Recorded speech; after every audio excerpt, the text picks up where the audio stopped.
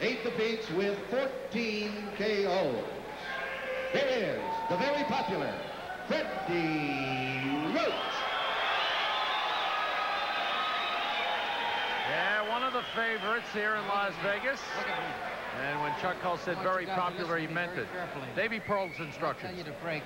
I want you to step back and break clean. Now, if you don't, I'm only going to warn you once, and I'll start taking points away. Is that understood?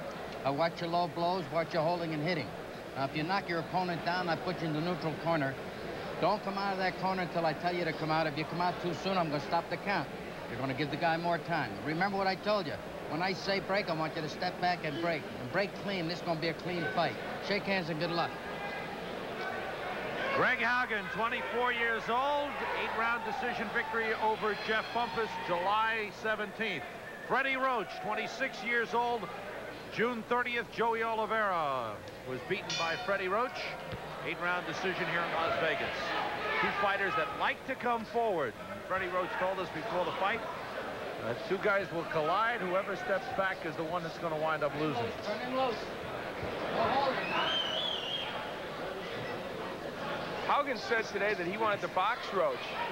If he does, it will be something we haven't seen him do before. He's not known as a boxer so much as he is a fighter who comes forward and likes to wage the battle on the inside. A little over a year ago, they sparred together.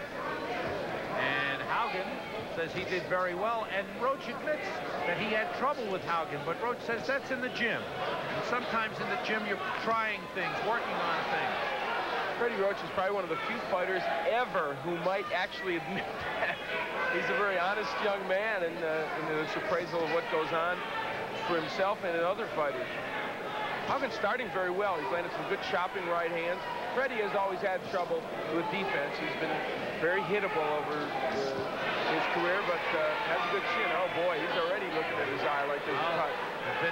The heads have come together a couple of times, and for viewers, Top Rank Boxing, they know that Freddie Roach has been on a lot, cuts easily, and that's been the biggest drawback for him. And right now, Haugen is nailing him, and you know, Haugen is showing us some real good hand speed, better than, frankly, I anticipated he might have against Roach, but right now he's putting combinations together. Roach respects Haugen's strength. He knows he's strong. Roach feels he can handle it. Freddie Roach, would you move a little more to try and get away? He said, no, my style is straight in, and I've got to go with that. You know, it's funny. There are times when Freddie shows a real good jab from the outside, doubles it up, throws a straight right. He doesn't, but that was maybe a year and a half, 2, 3 years ago. Now, you're right. He just comes straight at you. Coming down to a minute to go. Round 1 scheduled for 10. We talked about the honesty of Roach. He knows that this is a pivotal fight for him. If he loses, he really is seriously in the back of his mind at this point, but it may move to the forefront, thinking about giving it up. He's been around a long time, fighting professionally since 1978. If he wins, he hopes to get another shot at Bobby Chacon. Knockout ratio, Haugen with 5 knockouts in 11 victories, and Roach 14 knockouts in his 38 victories. Half a minute to go, round 1. So many times before, Freddie Roach has been counted out only to come back with some big wins, and he fights so often. He fights 6, 7 times a year so that he can make those kind of comebacks. Now there's the jab and the straight right hand from Roach. I think that could be a very big weapon for him. Final seconds ticking off in round 1, scheduled for 10. Don't go away. In 1870, Henry Rosen said this would be a Red Cross fight. Hey, look already. They bang heads, and there might be a trickle of blood, perhaps, from the eye of Freddie Roach. Round 2. The light blue trunks belong to Greg Haugen from Auburn, Washington, which is not far from Seattle. The dark blue trunks, Freddie Roach.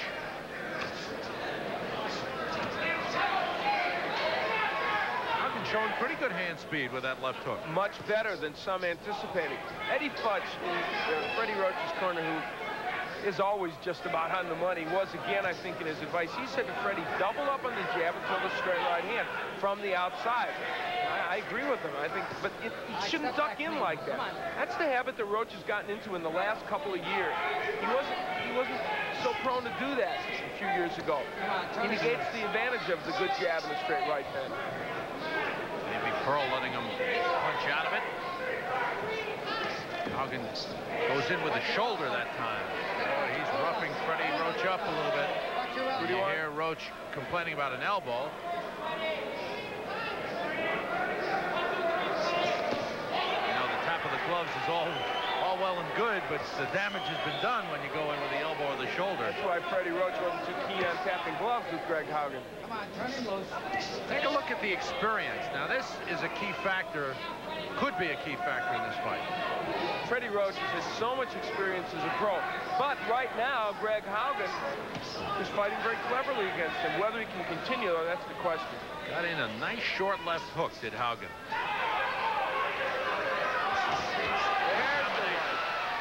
Exactly what Eddie Futch wants. From the outside, the jab and the straight right, and he nailed Haugen with it. Quit it now. Quit it. Maybe Pearl warning both fighters. Cut out the rough stuff. Sam, there is no reason why Freddie Roach, again, the jab and the right. There's no reason why he can't do that all night. Less than a minute to go, round 2.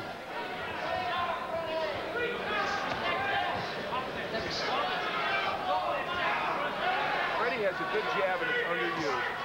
There, instead of wading in to throw that left hook to the body, where was the jab?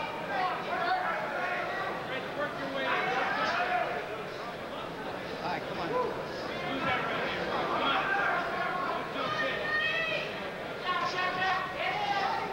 I think Roach would be better off taking the lead against Haugen.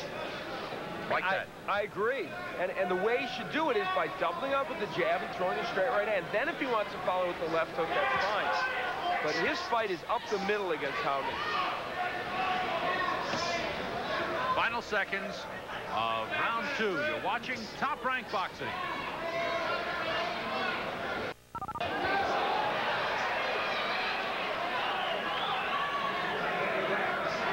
Jab and the straight right. The jab didn't get there, but the right hand did. That is a blueprint for victory for Freddie Roach. And Roach is backing up a little bit. Maybe a telltale sign. He's been the one backing up. Haugen has been the one moving forward. And two fighters with similar styles, the guy backing up usually doesn't fight as well. Don't forget, coming up, it's the ESPN Soloflex Junior Middleweight Championship. Darnell Knox and Roman George. Big night for those two. Big stepping stone in their careers. You know, this fight has been a little more timid than some expected. Both fighters are using maybe a little more cautious than some would have anticipated. The only blemish on Greg Haugen's career was a technical draw March of this year against Juan Del Toro. Headbutt in the first round, and the fight was stopped with a technical draw.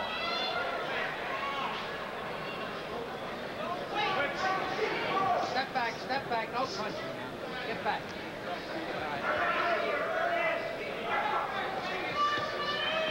Roach waiting for Haugen that time. Still not taking the lead enough.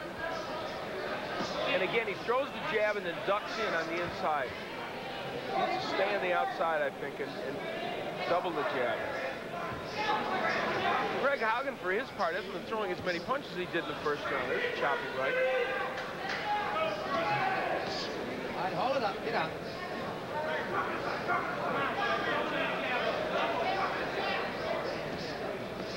For a fight that was supposed to provide so many fireworks, it's been a chess match. Full respect on the part of both. Of course, Haugen has to respect the experience of Roach. Roach dropping in the right hand.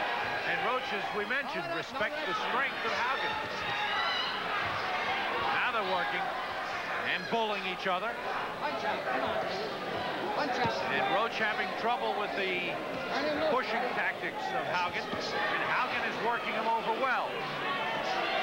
Haugen has done a good job here. Roach has been unable to tie him up.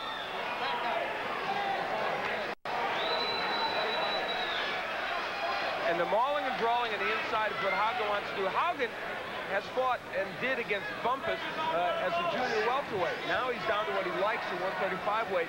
As you mentioned, Freddie Roach has fought all the way down to bantamweight, up to featherweight, junior lightweight, and now as a lightweight. So he's not, I don't think, a natural lightweight, Freddie. Got in by Haugen. Right hand scores by Haugen. Roach tries to fight back. All right, step back. And it's headlock and wrestling time as we come down to the end of round 3. scheduled for 10. Greg Haugen going back into his corner. And right now, Al is with the winner of the earlier bout, Darryl Savoy, who advances in the ESPN tournament. Well, Darryl, you were able to carve out a victory, a controversial split decision, because of that body work. In the last few rounds, you really went downstairs. Yeah, well, my coach was telling me to throw a combination 1, 2, 3, but I was just throwing a straight left and staying wide open, and he was catching me with a lot of punches. Were you a little tight? Is that why you couldn't get into your game plan? Yeah, I was a little tight, but in the later rounds, I started throwing more punches to the body. All right, you move on in the tournament. Will we see a looser Darryl Savoy next time, who will start out with that good body attack? Yeah, I think I'll be a little more relaxed this time. All right, good luck to you in the next round. Thank you. Let's go back to the action. Darryl Savoy, congratulations, winning the split decision over Tony Pep.